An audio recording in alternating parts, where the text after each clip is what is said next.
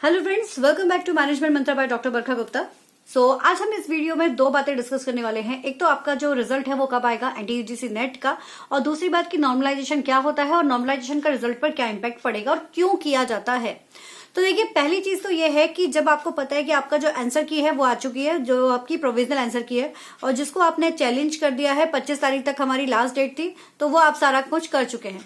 अब बात आती है कि अगर आपकी जो आपने चैलेंज किया हुआ है वो अगर सही है तो उसको मद्देनजर रखते हुए और उन सारी चीजों को ध्यान में रखकर जो एनटी है वो अपनी फाइनल आंसर की निकालेगा। तो फाइनल आंसर की जो अभी तक का रिकॉर्ड है वो ये देखने में आता है कि हमेशा प्रोविजनल आंसर की के 7 दिन के अंदर अंदर आपकी प्रोविजनल जो 7 से 10 दिन के अंदर अंदर आपकी जो फाइनल आंसर की है वो आ जाती है। तो हम उम्मीद कर सकते हैं कि 3 से लेकर या 2 से लेकर 5 तारीख के बीच में आपका जो फाइनल आंसर की है वो आ जाएगी। ठीक है, मतलब एक तरह से आप ये कह सकते हैं कि 2, 3, 4, 5 को कभी भी आपकी आंसर की जो है वो आ सकती है। अब बात आती है कि जब हमारी ये जो फाइनल आंसर की आ चुकी है, इसके बाद रिजल्ट कब आएगा। तो ज्यादातर देखा गया है कि कुछ घंटों में, यानी कि आप ये कह सकते हो कि 24 घंटे के अंदर अंदर आपका रिजल्ट जो है वो डिक्लेयर हो जाता है जब आपकी आंसर की आ जाती है उसके बाद। ठीक है, तो ये तो हो गई आपकी कि हमारा एक्सपेक्टेड डेट जो है वो 2 से 5 के बीच में रहेगी। अब बात आती है कि नॉर्मलाइजेशन क्या होता है। तो गाइज देखो, ऐसा तो नहीं होता है ना कि सारा की सारा पेपर जो है वो एक जैसा बने। अगर शिफ्ट में एग्जाम होते हैं तो इट मे बी पॉसिबल कि सुबह की शिफ्ट का एग्जाम टफ हो लेकिन इवनिंग की शिफ्ट का एग्जाम जो है वो इजी हो, ऐसा भी हो सकता है। तो पहली चीज आप ये समझिए कि नॉर्मलाइजेशन एक सिंपल सा वर्ड है जिसमें एग्जाम को ना नॉर्मल कर लिया जाता है। आप ये समझ सकते हो कि अगर टफ एग्जाम है और इजी एग्जाम है, इन दोनों को बैलेंस कर दिया जाता है। ये बैलेंसिंग जो है ये आपकी नॉर्मलाइजेशन कहलाती है। अब ये जो नॉर्मलाइजेशन है की जो प्रोसेस होती है, इसकी काफी एक लंबी स्टेप्स होती हैं, और ये ज्यादातर या बेसिकली ये उन पेपर्स में की जाती है जिनके मल्टीपल शिफ्ट में एग्जाम होते हैं। जैसे कि कॉमर्स का हो गया, हिंदी का हो गया, इसमें आपने देखा होगा मल्टीपल शिफ्ट में भी एग्जाम होते हैं as well as multiple days में भी आपके एग्जाम्स होते हैं।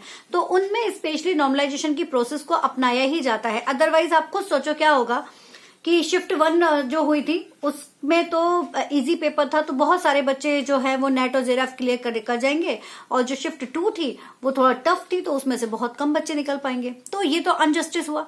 तो इस अनजस्टिस को हटाने के लिए नॉर्मलाइजेशन की प्रोसेस की जाती है, जिसमें दोनों का ही जितनी भी शिफ्ट है उन सभी को एक तरह से ध्यान में रखकर नॉर्मलाइजेशन की पूरी प्रोसेस होती है। उसके बाद फिर उसका जो है वो रिजल्ट डिक्लेयर किया जाता है, जिससे कि किसी के भी साथ में पक्षपात ना हो।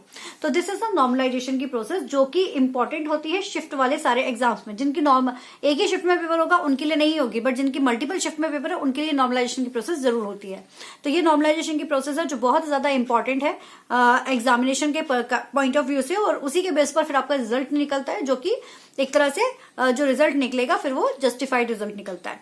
ठीक है, तो ये होता है आपका दोनों चीजें। तो ये था हमारा कि एक्सपेक्टेड डेट हमारी कब आएगी, कब है एग्जाम की, और नॉर्मलाइजेशन कब होगा, ये हमने आप डिस्कस कर ही लिया है। अब इसके अलावा गाइज एक चीज और आपको बताना चाहूंगी। जैसे आपको पता है कि एनटीयूजीसी नेट एज वेल एज जितने भी आप लोगों के जो कॉम्पिटिटिव एग्जाम्स है जो मैनेजमेंट से रिलेटेड है, उनकी तैयारी हमारे चैनल पर की जाती है। उनसे रिलेटेड आपके सारे वीडियोस यहाँ पर मिलेंगे। आप अपने जो फ्रेंड्स बीबीए कर रहे हैं, एमबीए कर रहे हैं, एमकॉम कर रहे हैं, बीसीए कर रहे हैं, उन सबको भी आप रिकमेंड कर सकते हैं। जो मैनेजमेंट ट्रेनिंग की प्रिपरेशन कर रहे हैं वो भी यहाँ पर वीडियोस के हेल्प से अपनी नोट्स प्रिपेयर कर सकते हैं और अपने एग्जाम्स के लिए प्रिपरेशन कर सकते हैं। इसलिए ये चैनल आप लोगों के लिए बहुत इंपॉर्टेंट है। और टेलीग्राम से जुड़ जाइएगा, तो कोई भी अगर डाउट होता है तो आप टेलीग्राम पर ज्वाइन हो सकते हैं, वहां पर आप पूछ सकते हैं, और काफी कुछ मटेरियल भी है जो आप लोगों के लिए वहां पर अवेलेबल भी है। ठीक है गाइस, ओके। तो वीडियो पसंद आए तो लाइक जरूर कीजिए, चैनल को सब्सक्राइब कीजिए और जुड़े रहिए हमारे साथ। All the best for your examination, all the best for your result as well.